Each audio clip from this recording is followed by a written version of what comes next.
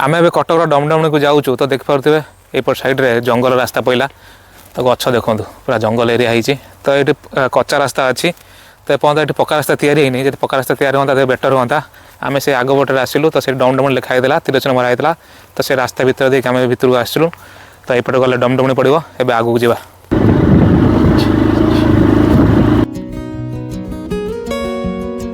सेपट side माँ डमडमणी को पीठ अच्छी तो से माँ वन दुर्गा आउ माँ डमडमणी अच्छा तो से दर्शन करी आगू जा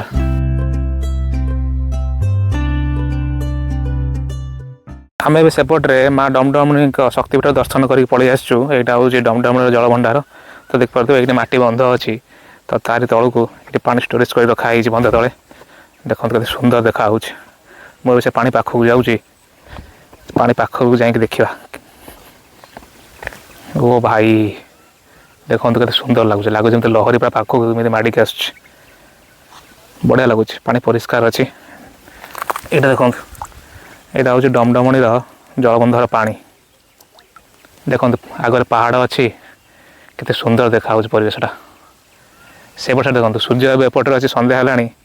ये पट देखो पहाड़ केते सुंदर देखा सूर्यकिरण पड़ू सूर्यकिरण पहाड़ पूरा चमकुच आप जब आसुँच तेज गोटे घंटे 2 घंटा बसतु आउ ए भ्यू को एंजॉय करके जातु।